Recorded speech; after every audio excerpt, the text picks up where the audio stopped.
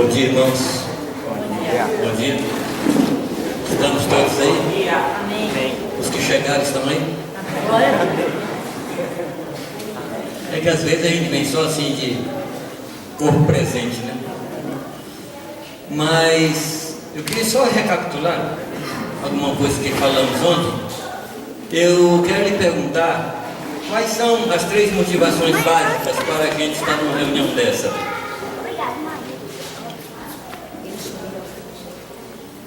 Os irmãos estavam aqui ontem, né? Sim. Eu vi vocês aqui. Refrigério da casa. Primeiro, refrigério através dos irmãos. Amém? Na multidão dos santos há conselho, na tua presença delícias eternas. Amém? E diz a palavra. Segunda coisa, sem ler, Sacrificar. trazer alguma coisa. Amém? Você trouxe alguma coisa essa manhã ou não? Você já entregou? Amém. Não entregou ainda não? Então tá, então terminando aqui você vai entregar. Tá bem que você trouxe. Nós precisamos nos acostumar, amados, que o culto é o lugar onde a igreja se manifesta. É que a gente está acostumado, como falou Edmar, sobre o tipo de evangelho que está por aí, é que numa reunião dessa só um fala e todo mundo escuta. Mas não é assim na Bíblia. A Bíblia fala que um tem isso, outro tem isso, outro tem isso. Você tem que se acostumar a vir para uma reunião dessa de cesto cheio. E aqui repartir com os irmãos. Amém? Uma das coisas que acontece numa reunião é a ministração da palavra por alguém. Mas a gente não vem aqui para ouvir, a gente vem para dar. Terceira coisa, a gente vem para receber instrução. Isso, aí vocês, hoje de manhã, vocês trouxeram caderno, lápis, correto? Não confie na sua cabeça.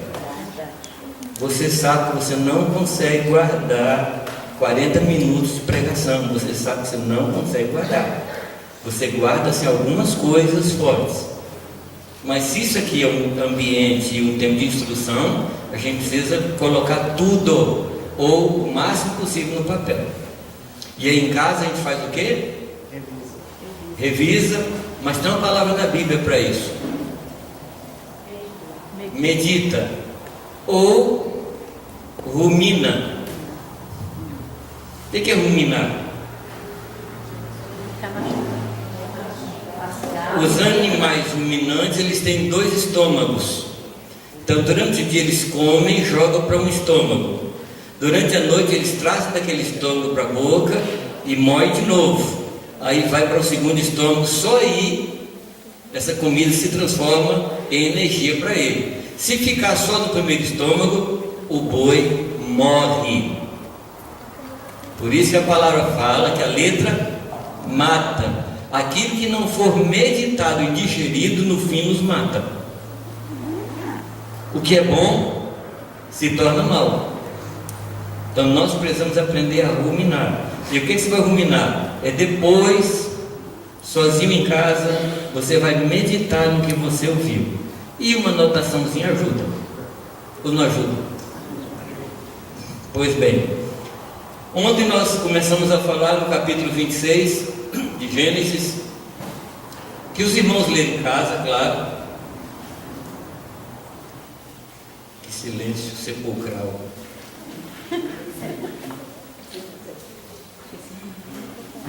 Tá, mas vocês vão ler, né? Os que não leram. Nós falamos de Gênesis 26 e nós estamos falando um pouco da história de Isaac. Correto? E o texto começa falando de quê, amados? De fome. Eu comentei ontem que a Bíblia fala de 13 momentos de fome da história de Israel. E esse aqui era um. E o texto faz menção de uma outra fome que aconteceu, que era fome no tempo de Abraão. E por causa da fome, o que Abraão fez?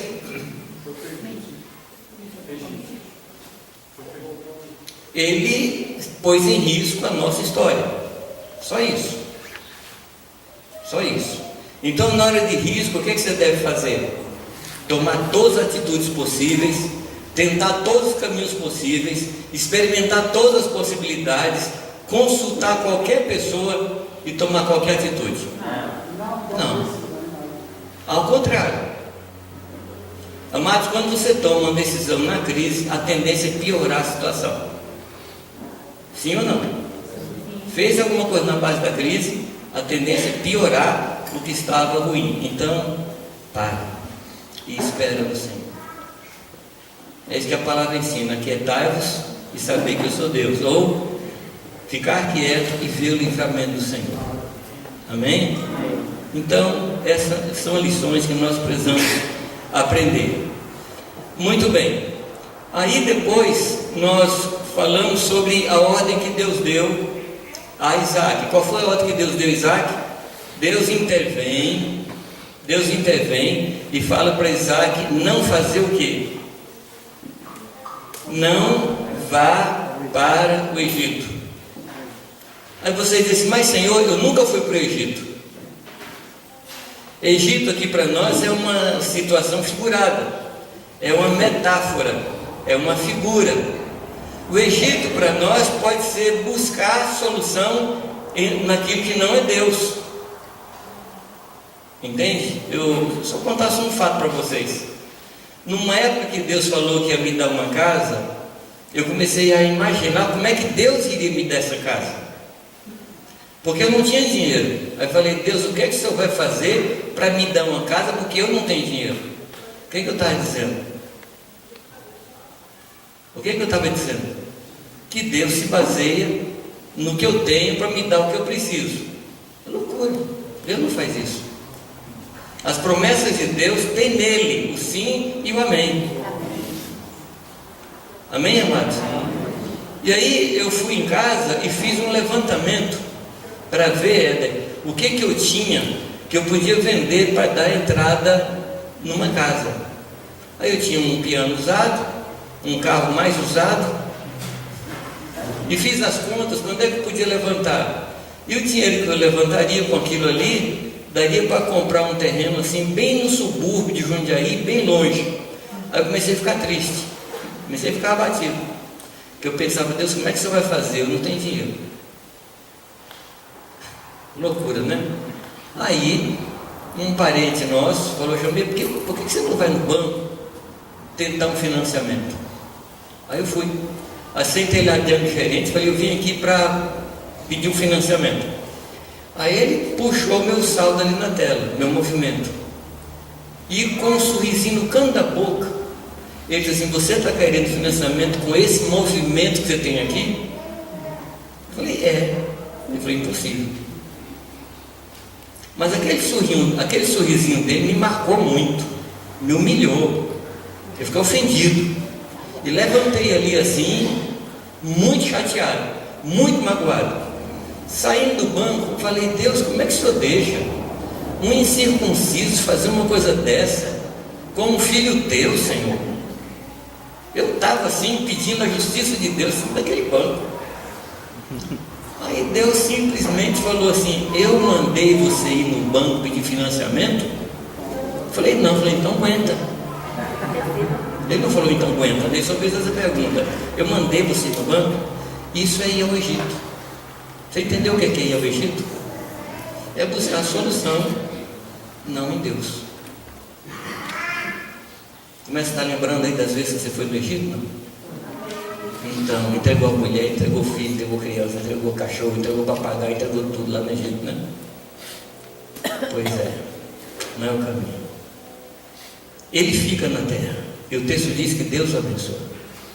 Amém? Abençoa segundo a promessa que fez a Abraão. Vamos continuar então de onde a gente parou. Versículo 5. Deus se refere a Abraão: porque Abraão obedeceu a minha voz. Agora aqui a gente tem uma pequena crise aqui nesse ponto. Eu não sei qual é a pergunta mais repetida na igreja, se tem uma pergunta mais repetida do que a seguinte pergunta: como fazer para conhecer a voz de Deus? Eu não sei se tem uma pergunta mais falada, mais usada que essa. Como fazer para conhecer a voz de Deus? Vocês têm essa pergunta também, não? É uma boa pergunta? Existe uma boa resposta? Existe. Graças a Deus. A primeira coisa que você precisa para aprender a ouvir a voz de Deus é aprender a obedecer o que está escrito. Está escrito. Foi isso que Jesus usou diante de Satanás. Não tente ouvir a Deus fora do que está escrito, se você ainda não obedece o que está escrito.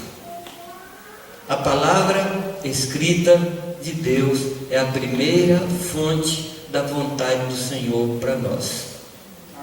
Eu vou repetir. A palavra escrita é a primeira fonte da vontade de Deus para nós. Amém? Eu estou falando para o Filho de Deus. Para o que não é filho de Deus ainda, e não estou falando para aqueles que ainda não entraram na religião dos crentes, não estou falando isso. Eu estou falando para aquele que ainda não nasceu de novo, mediante o encontro com o Senhor Jesus Cristo, através do arrependimento, novo nascimento. O Senhor tem outras fontes, tem pelo menos duas. De acordo com Paulo, ele não fala exatamente isso, mas ele diz que, aliás, Davi também, ele fala que a natureza revela Deus. Sim ou não? A natureza revela Deus. Então é uma fonte. É uma fonte.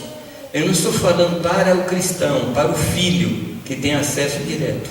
Eu estou falando para aquele diante do qual ainda está travada a porta de contato com Deus. A natureza revela Deus, porque tudo que se pode conhecer de Deus, Deus se revela pela natureza. Uma noite fala a outra noite, lembra disso? Não. E Paulo fala que as coisas visíveis revelam o Senhor. A gente vinha conversando com o Carl, a gente vinha conversando sobre isso, né? Eu amo árvores, amo árvores. Para mim, árvore é assim, das coisas não criadas pela mão de Deus, a árvore para mim é o topo da criação. A árvore é um negócio para mim assim, fantástico. Então quando eu vejo uma árvore, eu começo a adorar a Deus. Assim, o cuidado, a riqueza de detalhes, e aquilo me leva a Deus. Entendeu ou não? Uma outra fonte, que também a palavra fala, é a consciência. A consciência seria assim um último resquício da presença de Deus na vida do ser humano. A consciência é aquela luzinha que acende no painel quando você está prestes a fazer alguma coisa errada. Você vai entrar numa rua que é contramão. Primeira coisa, a consciência fala: acho que você não deve ir por aí. Já aconteceu com você, não? A consciência acusar? Agora, a palavra não diz para a gente seguir a consciência, porque a consciência, ela é programável. É mais ou menos o seguinte: consciência acusou você, você não ouviu a consciência falou de novo, você não ouviu a consciência se reprograma para não acusar mais você. E aí a Bíblia chama isso de consciência cauterizada. A consciência se adaptou. Estão me compreendendo? Não? Então a consciência, se a gente obedecer à consciência, o próximo passo é a gente ouvir a Deus. O próximo passo. Porque você está treinando a sua mente e o seu coração a obedecer essa voz interior, que primeiro é a consciência e depois é Deus. Agora, eu repito, a consciência ela é programável. Por exemplo, deixa eu lhe dar um outro exemplo.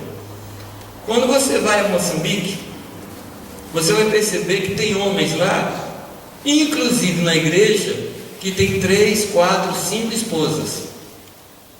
Inclusive na igreja. Esquisito, né? Mas é. Então, uma pessoa dessa, que está na igreja e tem só 3 esposas, só, tadinho, 3 esposas só, ele vai andando pela rua e ele vê uma moça bonita. Ele olha para aquela moça e deseja aquela moça. Na consciência dele, isso não é pecado, é uma possibilidade. Estão me entendendo? Como é que a consciência se adapta à cultura também? Por isso que a palavra não fala para a gente andar segundo a consciência. Mas a consciência, bem trabalhada e embaixo da direção do Espírito Santo, ela pode ser uma ferramenta para nos ensinar a ouvir a Deus. Então aprende a ouvir a sua consciência como primeiro passo. Não queira ser fiel no mais, se você não é fiel no menos. Tá bem? Então eu falei de 2 coisas aqui, que Deus fala em relação ao povo que não conhece ainda, que é a natureza e a consciência. Mas para nós que conhecemos ao Senhor, a fonte básica de ensino e direção, de condução para a nossa vida é a palavra escrita. Amém? É por isso que Paulo fala que ele fazia algumas coisas e a consciência não o acusava, e se acusasse, maior era Deus. Porque Paulo tinha passado este nível de consciência e tinha chegado nesse nível maior, que era a voz de Deus na sua palavra escrita. Amém? Amém. Quando você aprende a ouvir a Deus através da palavra escrita, você entra num outro nível, que é aprender a ouvir a Deus através da igreja. Na multidão de conselheiros está a sabedoria. Você tem a palavra e você tem o conselho dos irmãos. Amém? Já aconteceu de você saber que a palavra dizia uma coisa e você fez outra? Já aconteceu? Aqui é estatística, tá? Aqui não é confissão de pecado não, tá bom? Pode falar, porque nós não vamos anotar para cobrar de você depois não. Já aconteceu de você saber que a Bíblia dizia uma coisa e você fez outra? O que aconteceu depois disso? Qual foi o resultado? Pois é, não foi nada bom. Mas você aprendeu aquilo e você entrou num novo nível, que é escutar a Deus através dos irmãos. É um outro nível. E por que é importante ter esse primeiro nível, que é a Escritura? Porque esse primeiro nível vai ajudar a gente a filtrar o conselho dos irmãos. Porque nem sempre, eu vou falar um negócio muito perigoso aqui, e você anota, pensa e depois a gente discute se você não concordar. Nem sempre várias pessoas falando da mesma coisa, isso se torna verdade. Há um ditado antigo no meio dos romanos que dizia vox populi vox Dei, ou seja, a voz do povo é a voz de Deus. Isso é verdade? Não. Mas quando nós estamos num ambiente onde a palavra de Deus é o alicerce, aí se torna mais seguro. E aí você começa a aprender a ouvir a voz de Deus através dos irmãos. Agora, nem sempre os irmãos vão me dar uma palavra que me agrada. Quem aqui já ouviu o conselho dos irmãos e não gostou do conselho? Primeiro eu.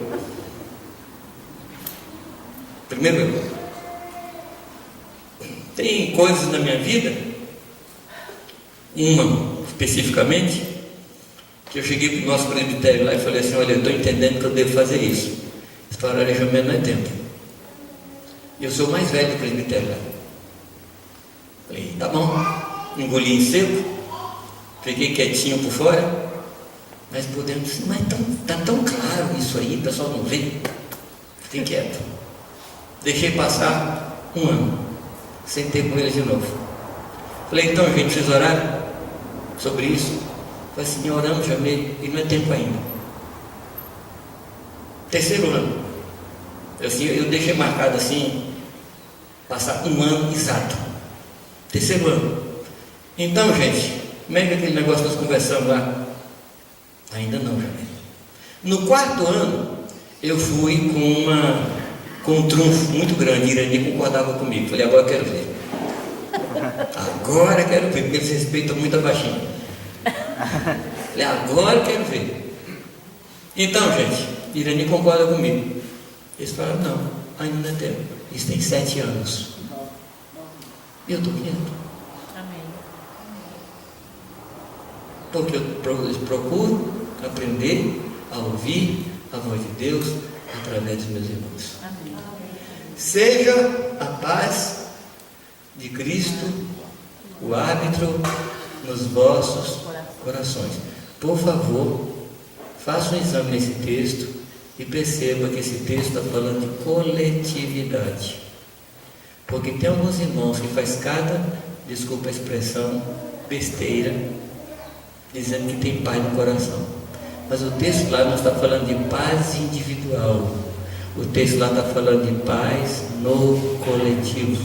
Se eu for fazer alguma coisa e isso ferir a paz da coletividade na qual eu estou, eu devo parar. Amém. Amém? Amém. Eu devo parar. Amém. E a fonte mais alta é Deus falar no seu ouvido, no seu coração, diretamente. Mas para você chegar nesse nível, você tem que ser treinado nos outros. Amém. Amém. Não adianta falar, Deus fala comigo. Não é que Deus não fala, é que você não vai saber discernir se você não foi treinado nos níveis anteriores. Anotou tudo, não? Anotou tudo? Mais ou menos? Tá bom, está gravado. Qual é o canal? Ictus TV. Povo chique é outra coisa, né? Então, Deus fala e ele obedece. Ou seja, Deus fala, Abraão obedece. Lembremos que nessa época não tinha palavra escrita. Mas como Abraão era amigo de Deus, então a coisa era mais fácil.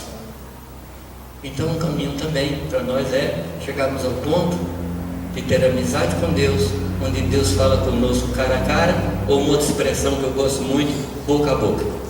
Deus fala conosco e nós vamos ouvir. Amém? Coloca isso assim no seu, como é que eu diria? Na sua lista de desejos. Ouvir a Deus diretamente. Eu quero chegar nisso. Amém? Mas você não sobe uma escada sem passar dos primeiros degraus. Treina a obediência à palavra escrita. Treina a obediência a que os irmãos lhe falam. Amém? Treina nisso, até chegar nesse ponto de ouvir a Deus diretamente. Muito bem, vamos voltar aqui. Você sabe que obedecer é melhor do que? Quem se lembra? Obedecer é melhor do que? Sacrificar. E a rebelião é igual? Feitiçaria. Feitiçaria. Então tem muito cristão feiticeiro, né? Que não obedece. Muito bem. No versículo 7 diz que os homens do lugar chegam perto de Isaac e faz a pergunta que ele não queria ouvir: quem é essa mulher? E o que é que ele diz? É minha irmã. Então ele contou uma mentira. Ele contou uma mentira. Tinha o fato de que ela era meia-irmã dele, sim. Mas naquele momento, naquela relação que eles tinham, isso era mentira. Mas aqui, queridos, eu parei nesse ponto aqui, porque ele comete o mesmo pecado que seu pai. Sim ou não? Ele entra no mesmo erro de seu pai. Eu me pergunto assim, por que o filho repetiu a mesma situação do pai? Aqui eu tenho uma, como é que eu diria, uma interpretação. Não está escrito. Mas sabe qual é a minha interpretação? É que Abraão não contou para ele essa história. Abraão não contou. Eu duvido que se Abraão tivesse contado, o filho teria caído, a não ser que Isaac fosse muito teimoso, muito obstinado, o que eu não creio que era, pelo relato da vida dele. Então, qual é a lição que eu tiro aqui? Nós, os pais, precisamos aprender a ser transparentes com nossos filhos. Os pais com os filhos, as mães com as filhas, contar suas lutas também. Para que os filhos aprendam, amados, não somente dos nossos acertos, mas aprendam com os nossos erros também. Eu tenho para mim que os fracassos ensinam mais que os sucessos. A gente aprende muito mais com os próprios erros do que com os próprios acertos. Então eu tenho que passar para os irmãos: olha, eu passei por isso e não deu certo, eu fiz assim e não funcionou. Conta a história que alguém um dia chegou no laboratório do Thomas Alva Edison, e ele estava naquele momento da procura, da descoberta da luz elétrica. E alguém chega ali no seu laboratório e nessa hora o seu experimento falha. Aí a pessoa pergunta: Edson, falhou de novo? Ele falou: não, eu aprendi mais uma maneira de não fazer. Eu aprendi mais uma maneira. Então o erro ensina mais do que o acerto. E nós precisamos aprender, amados, a ser transparente dentro de casa. Não estou falando para você ser mal educado, para você ser rude, não. Que você possa ensinar aos seus filhos que você também cai, mas ensiná-los a levantar. Amém? Que você peca, mas ensiná-los a se arrepender. Você tratou mal alguém, ensina eles a pedir perdão também. Amém, amados? Eu creio que isso vai ensinar aos nossos filhos a não andar nos nossos maus caminhos, coisas que nós fizemos que não valeu a pena. Muito bem, vamos continuar um pouco mais. Quando Deus interfere na situação de Abimeleque e Rebeca, Abimeleque tem o temor de Deus, Deus trata com Abimeleque, e aí Abimeleque dá uma ordem, versículo 11, e diz: e mandou Abimeleque a todo o povo, dizendo: qualquer que tocar neste homem ou em sua mulher, certamente morrerá. Deus providencia uma proteção para a sua casa. Isaac deveria saber disso lá atrás. Deus protege, amados. Nós não precisamos ajudar a Deus a nos proteger. Amém? A gente não precisa buscar subterfúgios, a gente não precisa buscar atalhos, a gente não precisa buscar soluções em outra coisa. Deus se encarrega de nos proteger. O que nós cantamos hoje aqui, que foi que nós cantamos? O teu amor não falha. E ele diz que nada vai nos separar do amor de Deus. Ele sempre diz a palavra e nós cantamos agora. Agora, é importante que a gente saiba, que a gente se lembre, que não somos nós que nos agarramos tanto ao amor de Deus, que vai ser impossível alguma coisa nos tirar de lá. Não. É que Deus nos coloca no seu esconderijo. Então não é a nossa força que nos protege em Deus, é a força de Deus que nos protege dele mesmo. Amém, amados? Não é que eu sou tão forte que nada vai me separar do amor de Deus. Não. É que Deus me coloca num alto e seguro refúgio. É Ele que faz isso. E nesse lugar o maligno não nos toca. É nesse lugar. E como é o nome desse lugar? Não é céu, não. Jesus Cristo. Deus nos escondeu em Cristo, dentro dele. Então o diabo não vai chegar lá nunca. Ele só vai tocar em você se um dia você resolver sair do esconderijo. Enquanto você estiver guardado lá dentro, você não vai ser tocado por Satanás. É promessa de Deus. Amém. Muito bem, versículo 12 diz que semeou Isaac naquela mesma terra e colheu naquele ano 100 medidas, ou seja, ele colheu. Aqui fala de 100 medidas, mas a ideia aqui é que ele colhe 100 vezes mais do que ele plantou. Nós precisamos voltar aqui atrás e lembrar a circunstância. Era terra de fome, era um lugar de acampamento, era um lugar provisório, mas ele não parou de plantar. Ele não parou de plantar. Era um lugar adverso, mas ele não parou de plantar. Normalmente, em tempo de crise, a gente para de trabalhar. Normalmente, em tempo de crise, a gente para de semear. Em tempo de crise a gente para de servir. Em tempo de crise a gente para de amar. Em tempo de crise a gente para de pregar. Em tempo de crise a gente para de ministrar. Em tempo de crise a gente para de dar o dízimo. Em tempo de crise a gente para de dar oferta. Estou certo ou errado? Mas em tempo de crise, ele continuou semeando. Gente, eu estou com tanto problema na minha vida que eu não consigo cuidar de ninguém. Você já viu isso, não? Eu estou com tanto problema, como é que eu vou cuidar de outra pessoa? Você já viu isso? Eu estou com tanto pouco dinheiro, como é que eu vou dar oferta? Meu dinheiro está assim, no último, como é que eu vou dar o dízimo? Já viu isso, não? Não aqui nesse ambiente, né? E também você nunca fez isso. Eu estou falando de pessoas que você conhece, que não confia em Deus, não obedece ao Senhor, um vizinho que você tem lá.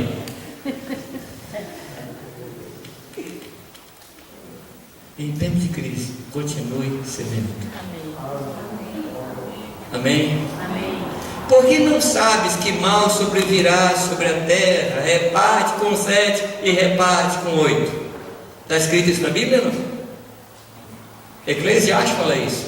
Porque você não sabe que mal sobrevirá sobre a terra, reparte com 7, reparte com 8. Semeia à esquerda e semeia à direita. E ele diz assim: lança o teu pão sobre as águas, e depois de muitos dias o recolherás. Tempo de crise, continua semeando. Amém? Está com problema? Continua cuidando das pessoas. Está fraco? Levanta e vai cuidar de gente. Está cheio de problema? Ajude no problema dos outros. Eu não estou aqui pregando laborterapia. Cuide dos outros e alguma coisa vai acontecer em você. Não, não é isso que eu estou dizendo, não. Cuide dos outros porque esse é o seu papel. Cuide dos outros porque é isso que Deus mandou fazer. Mas o meu tem muito problema. Tá. Conta novidade. Domingo passado eu perguntei na nossa congregação lá se alguém sabia quantos problemas aquela congregação tinha.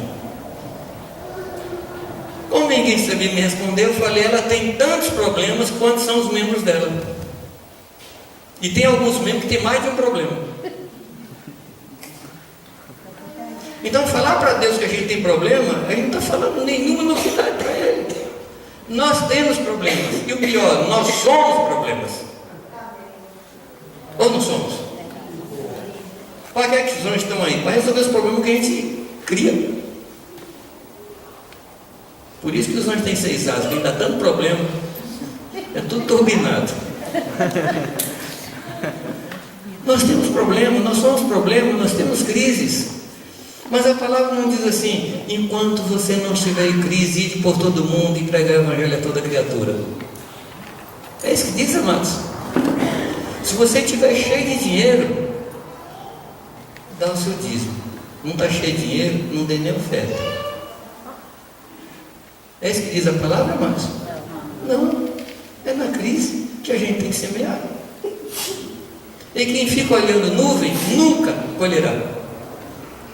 Ou seja, você não oferta, você não serve, você não cuida, esperando a situação andar. A palavra chama isso de ficar olhando nuvem. Será que vai mudar? Se mudar, eu faço alguma coisa. Não, faz alguma coisa que muda. E se não mudar, continue fazendo. Eu gosto muito daquele canto que se Deus fizer, e se não fizer, eu tenho que trabalhar. Amém, amados?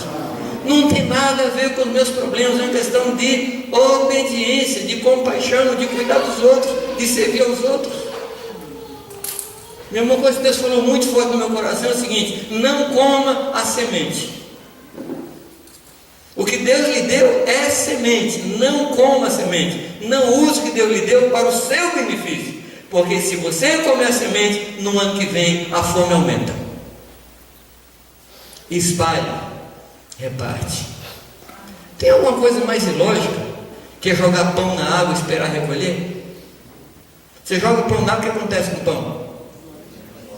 E se tiver peixe? Pior. Mas ele fala que se você jogar, depois de muitos dias, você vai recolher. Amém? E aqui Isaac semeou e colheu o quê? 100 vezes mais. A gente não deve semear na expectativa, bom, eu vou dar 1, Deus vai me dar 10. Não, com Deus não tem isso. Com Deus não tem isso. Deus não troca. Deus não é banco de investimento.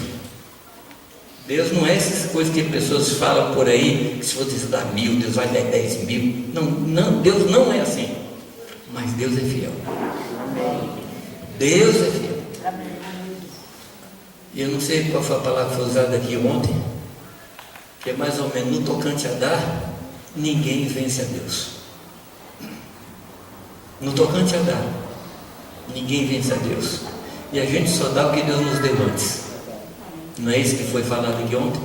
A gente só dá o que Deus nos deu antes. Eu tenho que semear. Eu não posso comer a semente. Em todas as situações. Você está com problema? Tudo bem.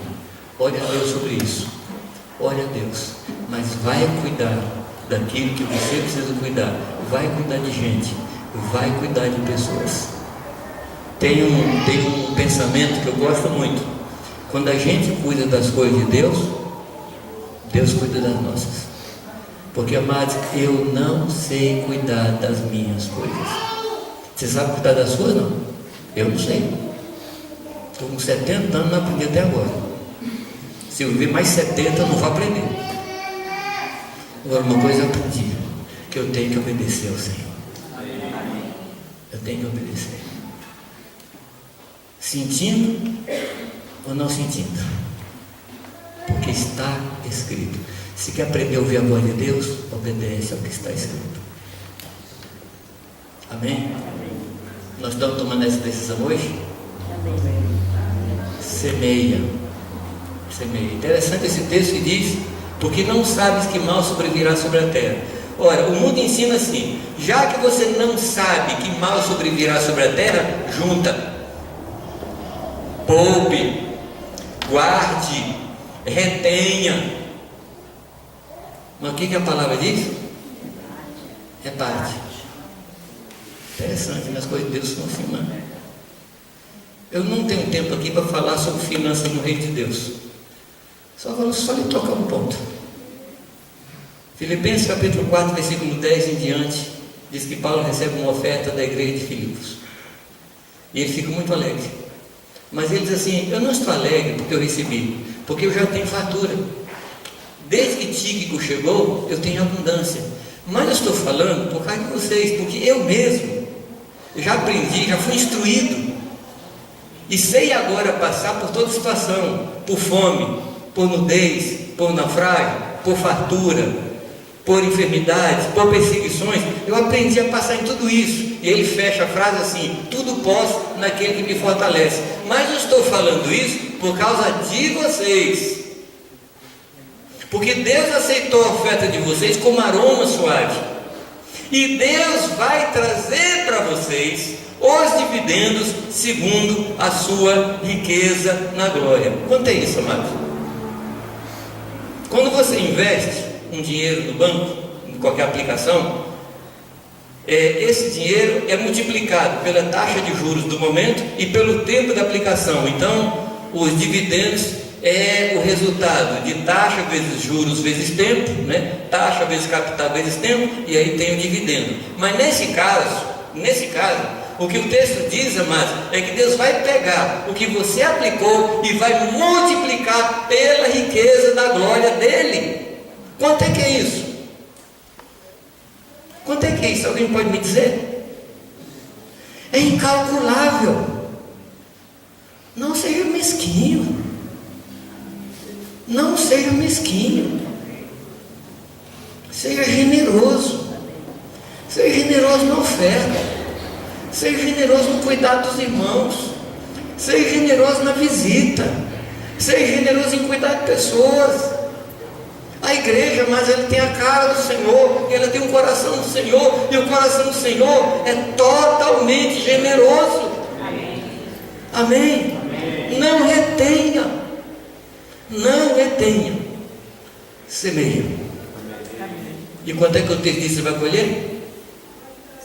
100 vezes mais. Amém. Mas não semeie para colher 100. Semeie porque essa é a sua característica. Amém. Você é um semeador. Aliás, a Bíblia diz que nós somos a semente. Amém. O que é que você faz com a semente? Planta. Aí tem irmão que não quer ser plantado. E se o grão de trigo não cair à terra e morrer, fica ele só. Mas se cair e morrer, multiplica, dá muito fruto. Eu estou falando aqui de finanças, eu estou falando do cuidado dos irmãos, eu estou falando do serviço, eu estou falando de ajudar pessoas em todas as áreas.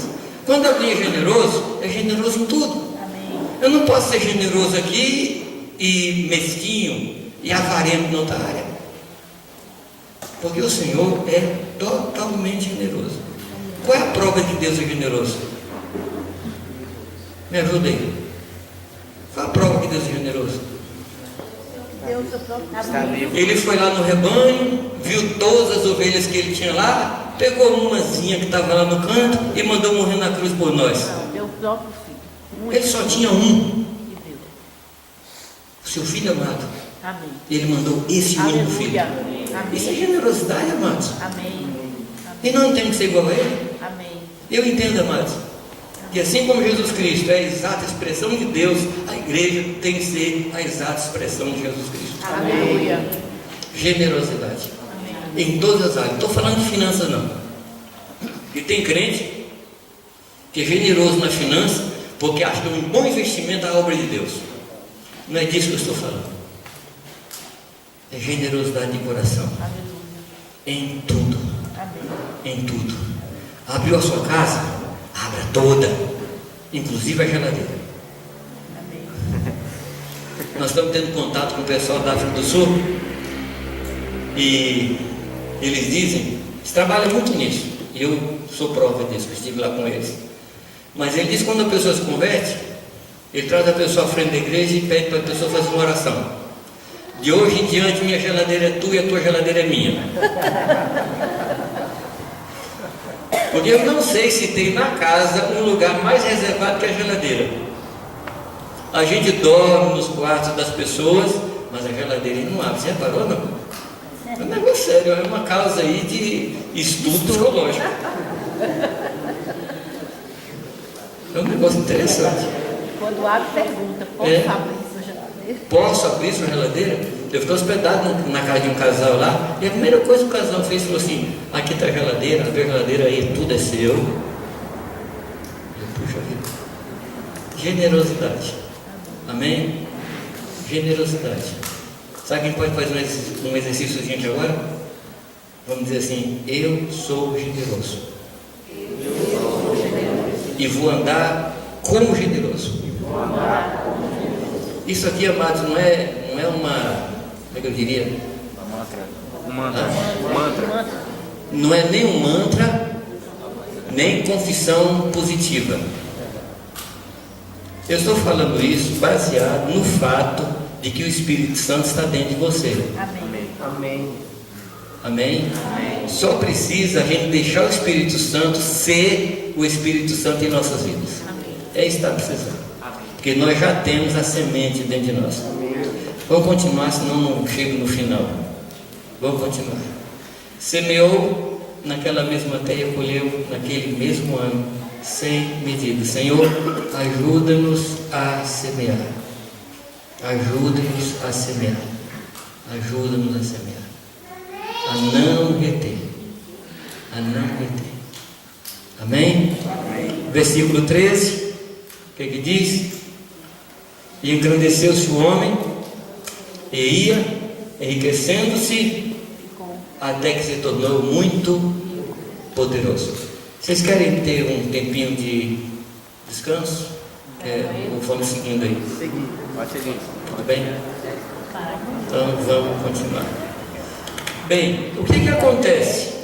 No versículo 14, aí começa a aparecer a crise. De novo, a crise começa a aparecer.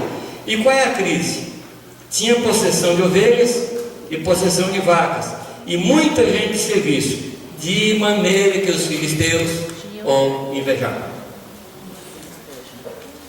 Não era mais a fome, porque a fome tinha passado. Agora era inveja das pessoas que estavam ao redor. Meu irmão, não se assuste com perseguições. Não se espante com perseguições. Não se espante com críticas. Às vezes pessoas chegam para mim e falam assim muito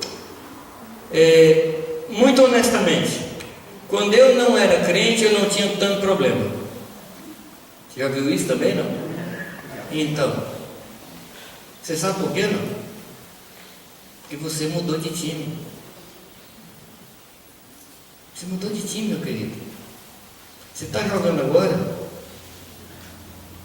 no outro lado. O normal agora é que o time de lá queira bater em você da medalhinha para baixo e da medalhinha para cima. Vai bater em você tudo, não tem jeito. Vai destruir você. Agora, isso é novidade para você, não? Você se lembra que a Escritura diz que nesse mundo tereis bonanças, rosas, água de coco na torneira? Não. Você já ouviu uma promessa dessa na Bíblia? Não. Nesse mundo tereis afeições.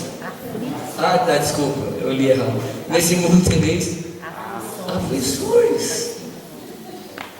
Você não pode nem se queixar no PROCON, você foi avisado.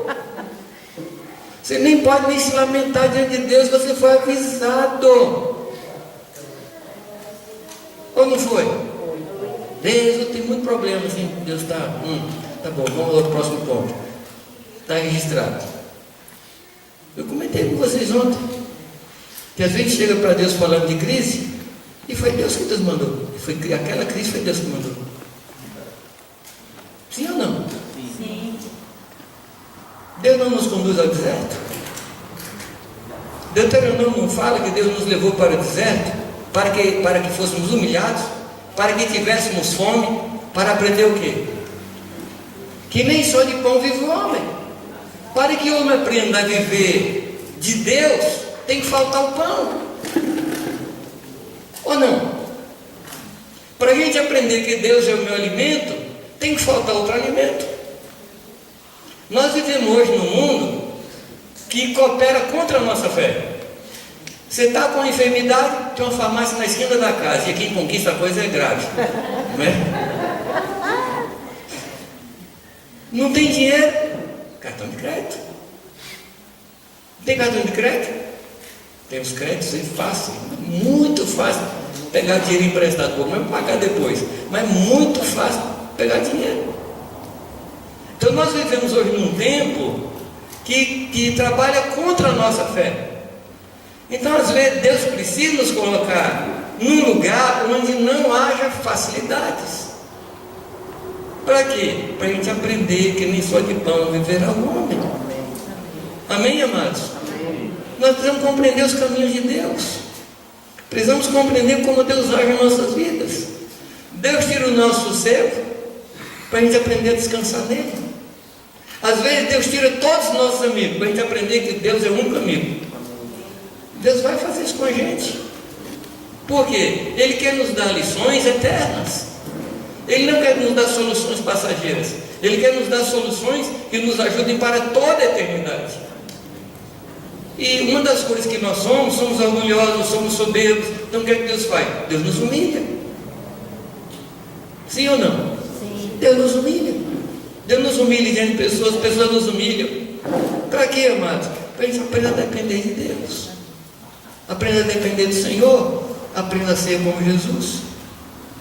A palavra fala que nós temos que ter o mesmo sentimento que houve em Cristo Jesus, que sendo Deus, não se aferrava à sua condição de Deus, e tendo se humilhado, se tornou homem, e como homem foi servo, e como servo foi obediente até a morte, e morre de cruz. E nós temos que ter essa mesma coisa. Então o que é que Deus faz? Deus usa as ferramentas que estão ao nosso redor. Amém? Não é do lado não, para não. Mas Deus usa as ferramentas que estão próximas da gente. Deus vai usando pessoas, Deus vai usando fatos, vai usando circunstâncias, para que a gente aprenda a ser igual a Jesus. Amém, amados?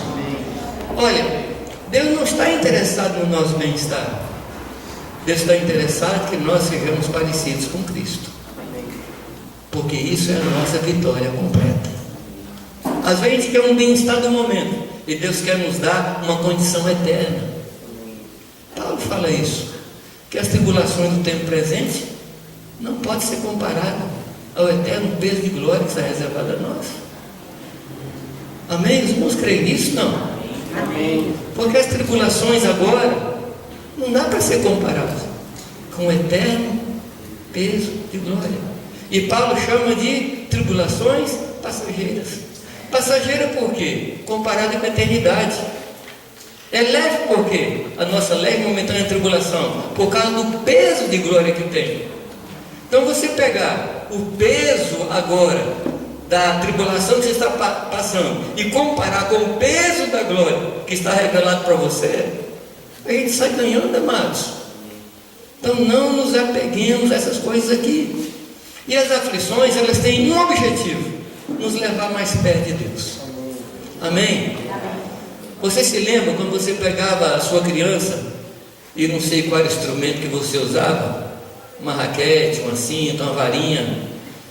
Converse com a criança sobre a teologia disso. O que ela vai dizer? Eu estou numa aflição tremenda, estou numa tribulação, estou passando por um deserto. Aí você fala: não, quer dizer, para libertar você e libertar a sua alma do inferno. Estão me compreendendo, amados?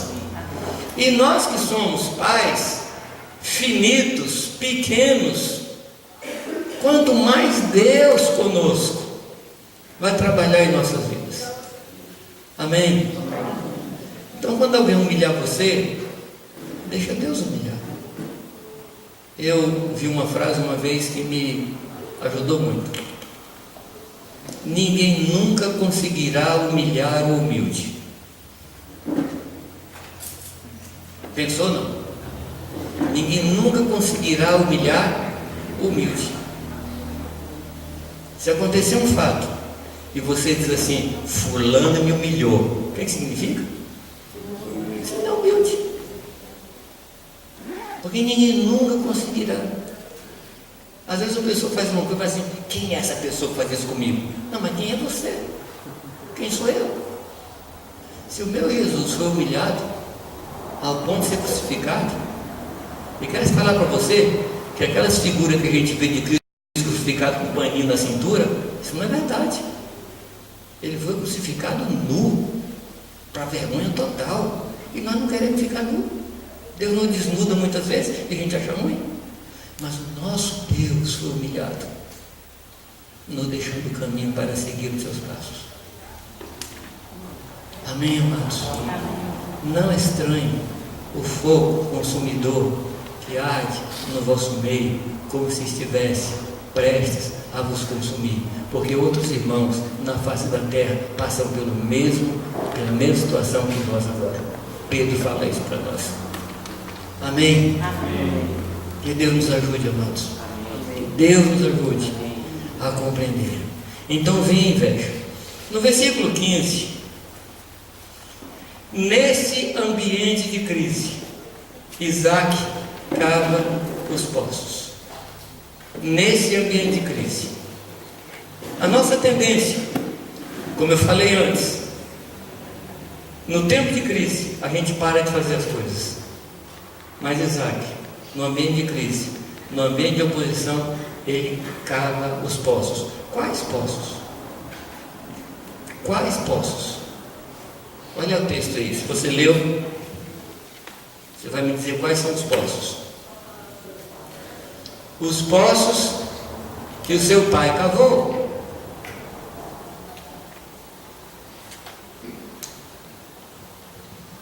E que os amalequitas entulharam. Ele volta a cavar os poços. Poço, amado, fala de fonte de vida. Poço fala de água que traz vida. E lembra que ali, Gerar, era uma situação desértica. E ele volta a cavar poço. E cava poço no meio da oposição. Eu comentei ontem um pouco, e infelizmente nós os evangélicos, vou me chamar assim também, nós evangélicos, criamos algumas doutrinas e dizemos o seguinte: se eu estou tomando uma decisão, se eu comecei a fazer alguma coisa para o Senhor e vem problemas, a minha conclusão não é de Deus. Porque se fosse de Deus, dava tudo certo. E você sabe que isso não é verdade. Analisa a vida de Jesus, de Paulo, de João e de outros servos de Deus que passaram por tantas situações como passaram. A ausência de problemas não comprovam que é de Deus, e a presença de problemas não comprova que não é de Deus. Me entenderam? Não? Olha, deu tudo certo. Olha, você vai encontrar pessoas na Escritura que tomaram decisões e deu tudo certo. Jonas. Deus mandou ele numa direção, ele foi em outra. E chegou no porto lá, tinha uma porta aberta, tinha um navio que ia para outro lugar. Verdade? Verdade. Conversou com o dono do navio, com o capitão falou, não pode vir. Olha, confirmação. Tem um navio que vai para onde eu quero. O capitão deixou, eu tenho dinheiro para pagar a passagem. E ele entrou numa paz tão grande que entrou lá embaixo no porão e foi dormir. Tinha paz completa. O que você acha? Daí a pouco começou a vir a tempestade.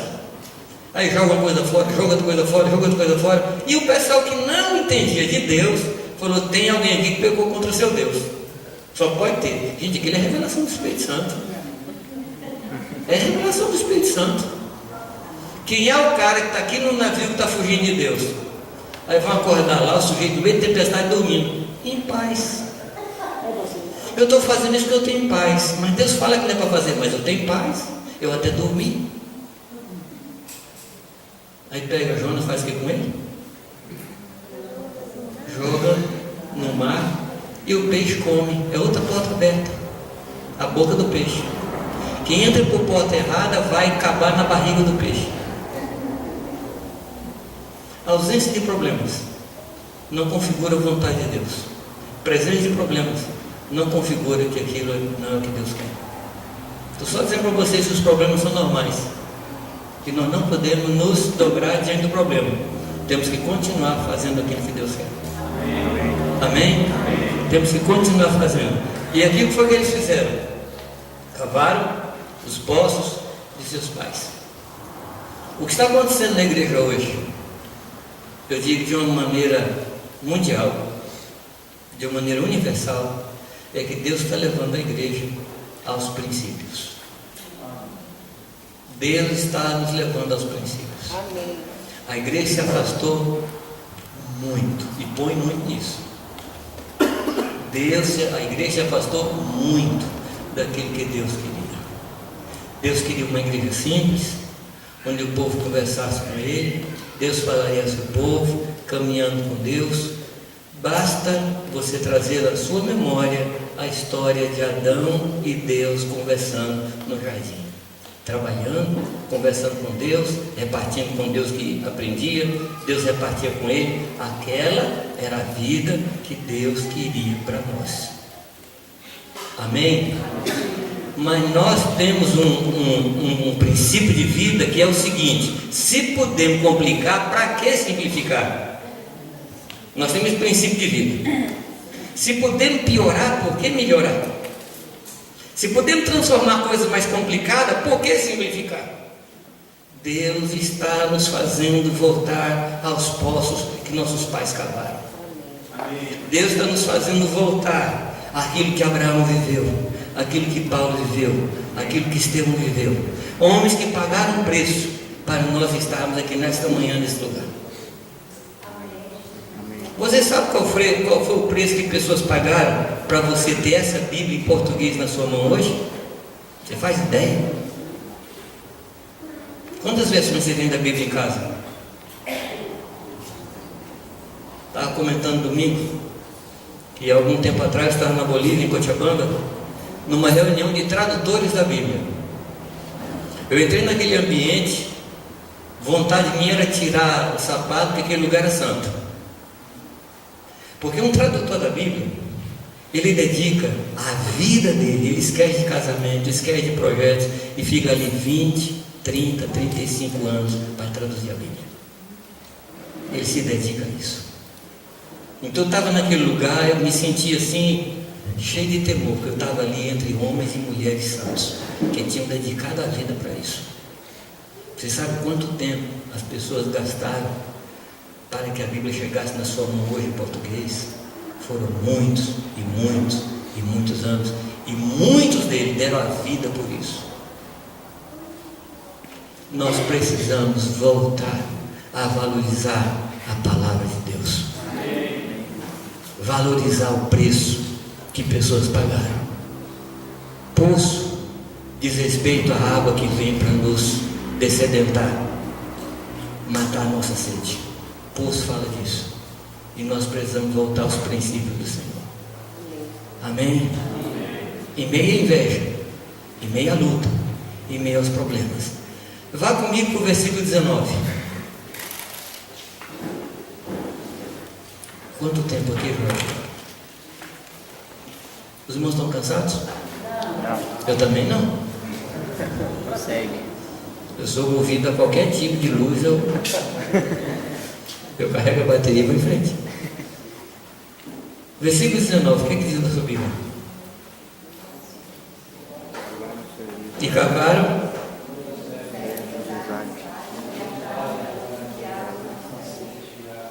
Por favor, acharam o quê? Águas vivas. O que diz a outra? Água nascente. Águas nascentes. Esse poço está falando de quê, amados?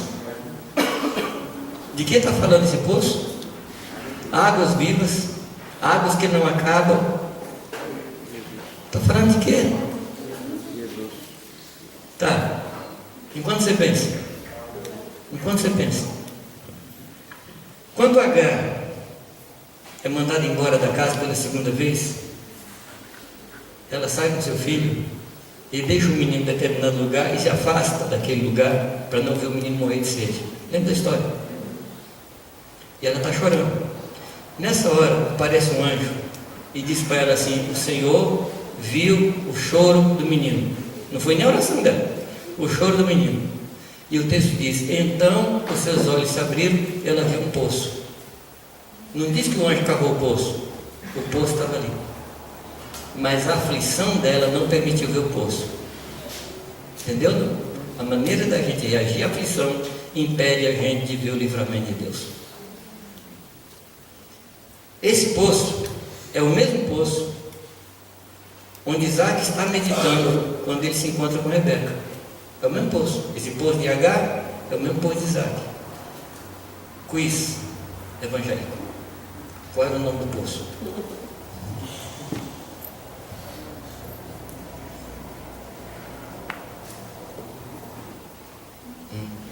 Dois, três, quatro. Beer-lahai-roi. Beer-lahai-roi, que significa poço do que vive e que anda. Está falando de quem, amados? Quem é o poço que vive e que anda? Foi esse o poço que eles encontraram, o poço das águas que não cessavam. Foi esse poço que o povo de Isaac encontrou, poço das águas vivas. Foi esse poço. Amém, amados? Amém. Agora, como é que eles encontraram o poço? Porque cavaram. Se não cavar, não tem poço. Não tem poço. Você tem que cavar. Cavar os poços que os nossos inimigos entulharam. Cavar os poços que os nossos pais cavaram. Desentulhar os poços. Amém. Amém? E quando cavaram, encontraram o poço vivo, o poço das águas nascentes, o poço que jorra para a vida eterna. Glória a Deus. Cava, meu irmão, cava. Eu quero lhe dizer que vida cristã não é para preguiçoso. Eu achei que alguns não tiveram coragem nem força para falar amém. Eu vou falar de novo. Amém. Vida cristã não é para preguiçoso. É para quem cava. Eu não sei se você já cavou poço, eu já. Em Vitória da Conquista antigamente era muito poço. Eu já ajudei a cavar poço. Na minha casa nós precisamos cavar um poço aqui e chegou no lugar que era rocha. Então uma talhadeirinha e uma marreta e fogo para lá e fogo para cá, até que você vê uma borbulhazinha de água ali, ó. Não estou falando de poço artesiano, eu estou falando de poço que é necessário cavar com muito esforço. Tem gente que fala: Deus, eu quero ouvir tua voz, mas não gasta tempo no estudo da Escritura. Não gasta tempo lendo a Escritura.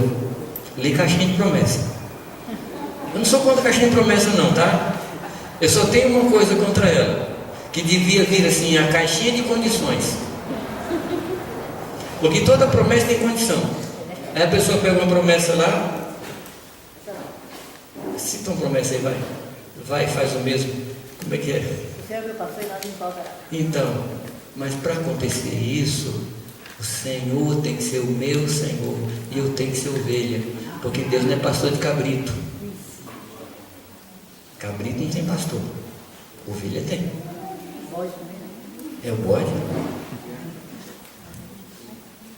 Tem que cavar, aprender a ler a Bíblia, aprender a estudar a Bíblia, comprar bons dicionários bíblicos, comprar bons comentários bíblicos. Amém? Haja bem, é muito caro. E você não come? Quanto é que custa uma pizza? Quanto? R$48,50. Quanto custa um bom comentário bíblico? R$100. Não come a pizza 2 vezes, você compra um comentário bíblico. Verdade. Ué. E dias atrás eu estava procurando um bom dicionário. E eu achei R$3.000. R$3.000. Dicionário bom. É. Aí eu fui atrás, fui na internet, achei um usado, R$300. E se eu não fosse buscar? 3.000 não tem. Mas 300 eu consegui pagar. Mas eu tinha que fazer o quê? Eu tinha que cavar. Amém. Agora, às vezes tem preguiça de ler a Bíblia. Fala: Deus não me fala. Quanto tempo você lê? Eu leio assim. Deus não fala mesmo. Você tem que cavar. Amém, amados? Por favor. Amém. Por favor, amados. Nós não podemos deixar de cavar. Às vezes uma vírgula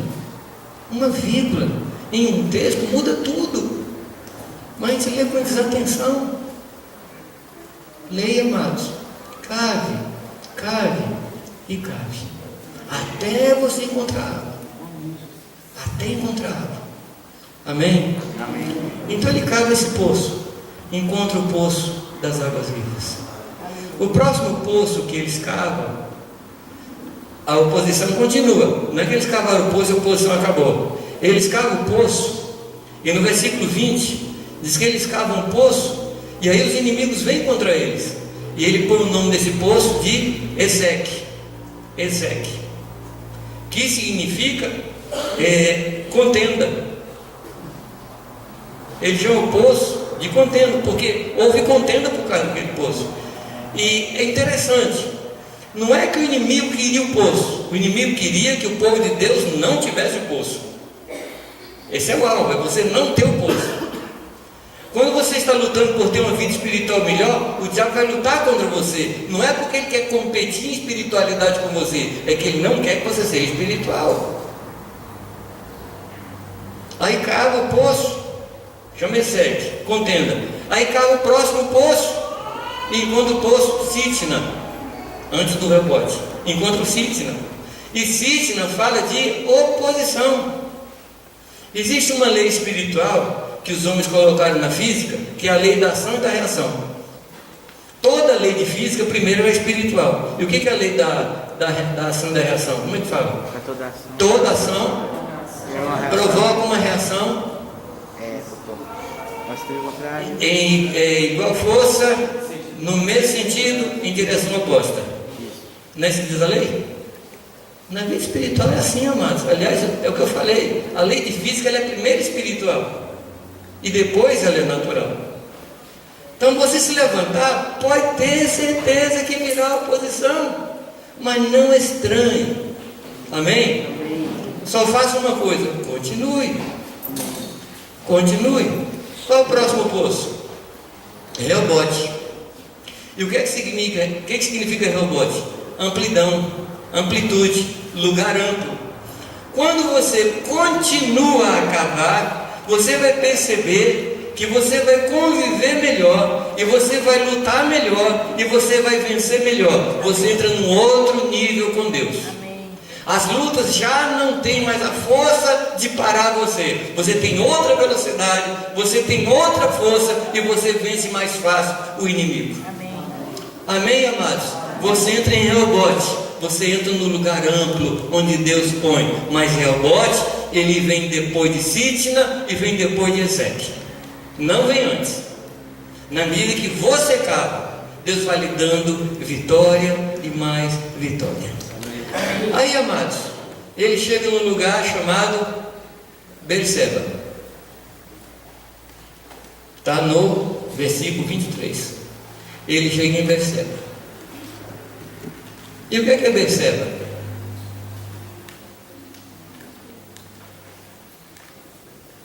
Berseba significa poço dos 7 juramentos. Poço dos 7 juramentos. E eu fui procurar por que chamar poço dos 7 juramentos, pensando no caso de Deus ter feito um juramento, Deus ter feito uma promessa. Não. Esse Berseba aqui se refere a uma experiência de Abraão e Abimeleque, lá atrás. Quando Abraão vai crescendo em poder igual o filho dele, Abimeleque chega para Abraão e diz assim: olha, vamos fazer uma aliança entre nós, e você vai prometer que você vai cuidar de mim, eu vou cuidar de você. Então é uma promessa que a pessoa faz. Está em Gênesis 21, a história de Abraão e Abimeleque. Gênesis 21. E eles fazem essa promessa.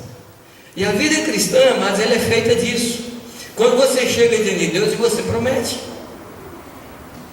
num certo sentido você jura: Deus, eu vou te seguir. Amém? Amém. Sua vida não foi assim? Você não teve que tomar decisões?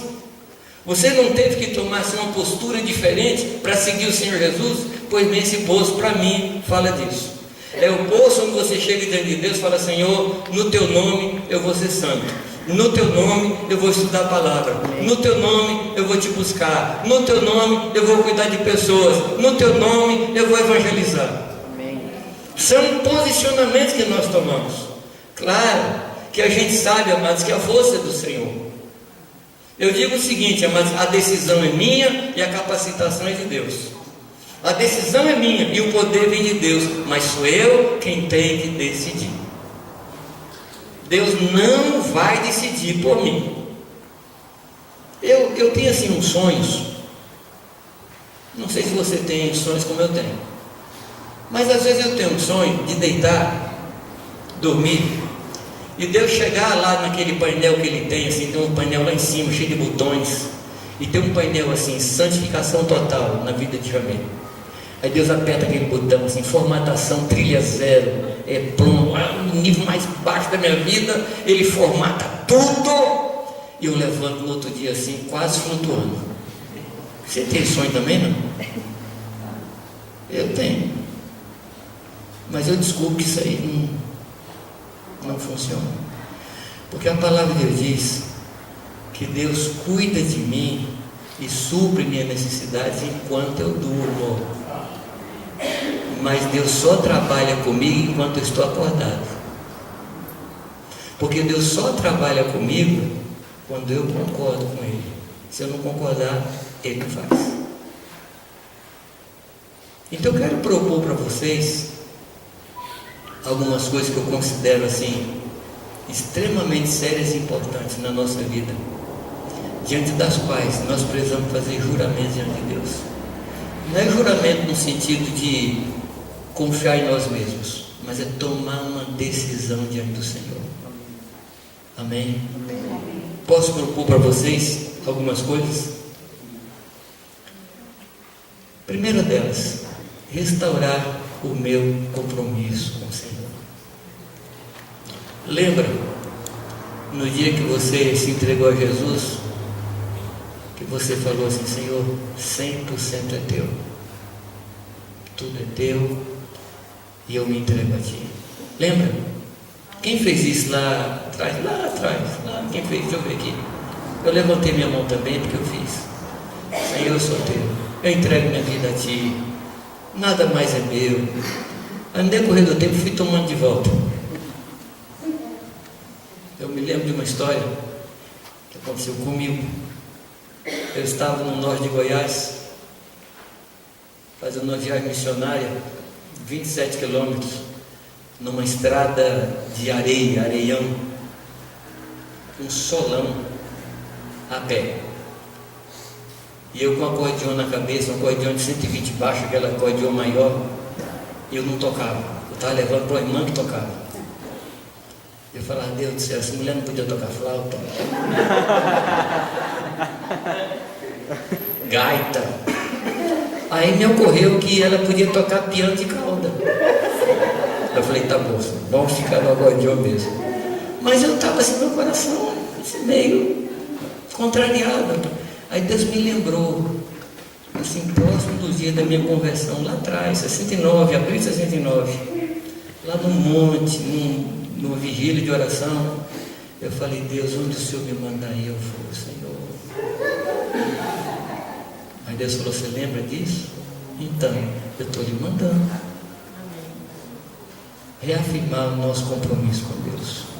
Entrega total. Entrega total. Amém? Amém. Tem alguma coisa que você tirou do altar de Deus? Devolve. Amém. Tem alguma coisa que você fez lá atrás e você diz, Senhor, estou arrependido de haver me entregue? Devolve. Devolve. Segunda coisa, pede a Deus, ou se comprometa com Deus, a andar segundo a identidade que Deus lhe deu. Se comprometa a andar segundo a identidade que Deus lhe deu. Qual é a sua identidade? Qual é a sua identidade? Ser filho de Deus, chamado para ser santo, chamado para ser puro, chamado para ser perfeito. Uma das tônicas das cartas de Paulo é nos chamar para viver uma vida coerente. Uma das grandes crises da igreja é a falta de coerência. Ou seja, eu creio numa coisa e vivo outra. Eu sei o que a palavra diz a meu respeito, mas eu não vivo desse jeito. Falta de coerência. Senhor, eu quero ser coerente. Que a minha vida reflita o que a tua palavra diz que eu sou. Eu gosto muito daquele livro que diz, eu sou o que a Bíblia diz que eu sou. E tem que ser, amados. Tem que ser. Claro que tudo isso que eu estou falando aqui são decisões tomadas no poder do Senhor. E não na nossa força. Terceiro, amados, restaurar na minha vida os princípios e os valores de um discípulo de Cristo. Amém. Restaurar na minha vida os princípios e os valores de um discípulo de Cristo. Infelizmente, discípulo hoje virou aquele que faz um curso, mas lá atrás não era. Discípulo era aquele que seguia Jesus e largava tudo para seguir Jesus Cristo. Amém, Senhor. Tem um livro que eu estou sugerindo aos irmãos lerem, está ali, A Treliça e a Videira, e nos primeiros capítulos ele descreve o que é um discípulo, e descreve assim de forma muito prática, muito simples. Ele diz o que é um discípulo. Um discípulo é aquele que faz discípulo. Amém. Não faz discípulo, não é discípulo. Amém. E como é que faz discípulo? Fazer discípulo é ensinar a pessoa a amar Deus acima de todas as coisas. E esse ensinar outro a amar Deus acima de todas as coisas, e aquele ensinar outro a amar Deus sobre todas as coisas, e assim até a última pessoa da face da terra. Amém. É só isso. Amém. Restaurar na nossa vida os princípios e os valores de um discípulo de Cristo. Amém? Amém. Há muito tempo, eu falei um pouco atrás que eu falei me chamando de evangélico, mas há muito tempo que eu não me chamo de evangélico, porque a Escritura não manda ide por todo mundo e fazer evangélicos. Está escrito isso? Não? Está não. Ide por todo mundo e fazer cristãos. Não. Também não. Ide por todo mundo e fazer discípulos. Amém. E você sabia que eu também não falo que eu sou cristão? Porque cristão é uma reputação. Ou seja, são os outros que têm que dizer se eu sou cristão ou não. Porque cristão é ser parecido com Cristo. Em Antioquia, pela primeira vez, os discípulos foram chamados de cristãos. E era um xingamento. Cristão naquela época era um xingamento. Esse pessoal aí, que se parece com aquele Galileu, era um xingamento. Graças a Deus, um xingamento glorioso. Porque ser chamado de parecido com Cristo, eu queria ser xingado disso em todo lugar. Mas eu não tenho coragem de falar que sou cristão. Quem tem que dizer que sou cristão é minha esposa, é meu vizinho, é meu amigo. Amém. Mas eu falo uma coisa: eu sou discípulo de Cristo. Amém. Ser discípulo de Cristo não significa que eu estou pronto, mas significa que eu estou no processo. Amém. Aleluia. Eu vou obedecer ao Senhor Glória a Deus. em tudo que Ele me falar. Isso é ser Amém. discípulo. Amém. Quarta coisa: nos comprometer com a missão que nós temos. Qual é a missão que nós temos? Qual o trabalho nós estamos fazendo na face da terra? Nós vamos fazer. Nos comprometer com a nossa missão. Esse é o ponto. Nos comprometer com a nossa missão. Esse é o quarto ponto. Tá bem? Qual a nossa missão, amados? Quem pode me dizer? Fazer discípulo. Isso é o que Jesus falou. E o que Pedro fala? Que nós somos nação santa. Povo, raça eleita, nação santa, povo de propriedade exclusiva de Deus, A a fim de proclamarmos as virtudes daquele que nos chamou das trevas para a sua maravilhosa luz. Essa é a nossa missão. Amém. O restante é bico. Tá bom? Tem a palavra bico aqui, não? Tem. Então, o meu trabalho é fazer discípulo. Eu faço bico em tal empresa, faço bico em tal escola, faço bico, mas eu sou chamado para fazer discípulo. Aleluia. E anunciar as virtudes do Senhor. Quinto ponto: me comprometer de novo com o povo de Deus.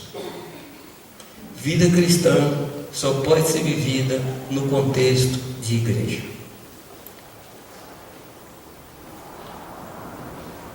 Por uma simples razão: nós somos um corpo.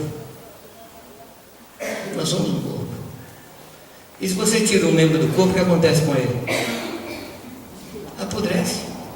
Apodrece. Nós precisamos estar no corpo, porque no corpo nós recebemos saúde, vida, ânimo, correção, edificação. Amém. Nós somos animados. Amém. Lá em Hebreus diz, amados, que nós temos que fazer algumas coisas. Hebreus diz que nós devemos nos estimular a 3 coisas. Primeiro, ao amor. Segundo, às boas obras. Terceiro, congregar. E ele fala isso num contexto de revelação do tabernáculo, no revelação do sangue do Cordeiro. Estou falando de Hebreus capítulo 10. E é nesse contexto que ele fala que nós precisamos nos estimular essas 3 coisas. Quais são elas? Ao amor.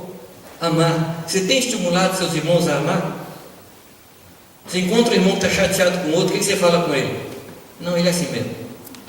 Ele não presta mesmo, não. Não adianta gastar amor com ele. Nem prega evangelho que ele não merece. Ele não merece nem pro céu. É assim que você faz, não? Você tem que estimular o amor. Amém. Segundo, estimular as boas obras. Infelizmente, no decorrer dos anos, a igreja entendeu que boas obras é para o pessoal de alguma religião que tem aí. Mas, amado, boas obras são para o crente fazer, porque nós fomos criados e salvos para andar nas boas obras que Deus de antemão preparou para nós. Amém. Estimular as boas obras. Terceiro, estimular a congregar. E no verso seguinte diz assim: porque se vivemos deliberadamente em pecado, já não há mais renovação para nós. O que é viver deliberadamente em pecado? É não amar, não ter boas obras e não congregar. Só isso. Então eu tenho que restaurar o meu compromisso com o povo de Deus. Mas o povo da igreja dá muito trabalho. Eu sei o trabalho que eu dou. Eu sei o trabalho que eu dou. mas nós juntos vamos chegar diante de Deus. Ninguém vai chegar na frente e ninguém vai atrasar. Nós vamos entrar juntos em Hebron. Nós vamos entrar juntos diante de Deus. E nós vamos nos ajudar um ao outro. Amém, Jesus. Amém, amados? Eu tenho que restaurar meu compromisso. Amém, Senhor. Sexto ponto: me comprometer a cuidar dos irmãos. Que foi, Benício? Está aí? Restaurar ou me comprometer com o propósito de cuidar dos irmãos. Ah, Júnior, mas eu estou caindo pelas tabelas. Tem essa expressão aqui não? Caindo das pernas. Hã? Caindo das pernas. Estou caindo das pernas. Como é que eu vou cuidar dos outros? Pois é. E também não sei cuidar. Mas você lembra quando você teve o seu primeiro filho? Lembra não? Você sabia cuidar não? Não. Quem foi que aprendeu mais? Você ou o pobre, a pobre vítima? Eu não sabia. Quando a gente teve a nossa primeira filha, eu achei que soubesse, porque inclusive eu tinha lido alguns livros bons sobre criação de filho. Aí a menina veio me mostrar que a teoria na prática é outra. 4 anos depois veio a segunda. Falei, bom, agora eu tenho os livros que eu li e tenho a experiência. Aí veio uma pessoa que não era igual àquela que veio primeiro. Aí a terceira, eu falei, bom, eu acho que eu sei. A terceira falou, estou confirmando que você não sabe. 18 anos depois nós ganhamos o nosso menino. Ali eu já tinha certeza que não sabia. Discipulado é a mesma coisa. A gente não sabe cuidar, mas quem está conosco nos ensina. Amém. O que a gente precisa ter é compaixão. Amém. Compaixão. Compaixão com aquele que está chegando, compaixão com aquele que não chegou. Compaixão. Amém? Jesus foi muito radical quando resolveu nascer no ventre de uma menina, quase adolescente, que não sabia nada. E Jesus se arriscou. Foi ou não foi? Mostrando para nós, amados, que é Ele que capacita. Então, por favor, assuma o compromisso de cuidar das pessoas. Você percebe que o irmão está fraquejando, não telefona para o pastor não, vá atrás do irmão. Você percebe que o irmão chegou assim com o farol baixo, farol queimado, chega lá com ele, abraça, ora, fala assim, vou te visitar, vou estar junto, vou te amparar. Amém? Amém. Não sabe o que falar? Chora junto. Quantas vezes eu sentei com pessoas, não sabia o que falar, e eu chorei. E parece que chorar junto consola a pessoa. É verdade que quando eu chego perto do problema do outro, o problema dele não diminui, mas ele fala assim, não estou só. Eu não estou só. Amém. Amém? Amém. Você pode assumir esse compromisso? Eu vou cuidar de pessoas. Eu vou cuidar. Que Deus fez isso comigo. Amém. Último ponto. Se comprometer a ter uma vida de santidade. Se comprometer a ter uma vida de santidade. Amém, amados? Por 2 motivos básicos. Primeiro, sem santidade, o que diz a palavra? Ninguém verá a Deus. Segundo lugar, é que a santidade abre espaço na minha vida para abençoar pessoas. É como um cano de água. Se tem alguma coisa ali dentro, entupindo, a água que passar vai ser contaminada ou vai ser impedida de caminhar. A falta de santidade faz isso. Que Deus nos faça santos. Tem mandamentos claros. Ele diz, sede santos, sem explicação. Deus não explica, mas sede santo que eu sou santo, pronto. Então, por obediência. Santidade, amados, e eu quero terminar com esse ponto. Santidade não é a gente correr do pecado, mas santidade é a gente se aproximar de Deus. Eu tenho conhecido muito crente que briga tanto contra o pecado e vai se afundando cada vez mais no pecado. Mas eu tenho conhecido cristãos que procuram se aproximar de Deus, e quando se aproxima de Deus, o pecado cai por terra. Pare de lutar contra o pecado e comece a se aproximar do Senhor. Amém? Pare de lutar contra o pecado, você não vai vencer. Você não vai vencer. Mas quanto mais você se aproxima do Senhor, o pecado vai perdendo espaço na sua vida. Deus vai enchendo a gente, e o pecado já não tem espaço na vida da gente. Amém, amados? Será que a gente pode tomar um tempinho agora para a gente orar sobre esses postos?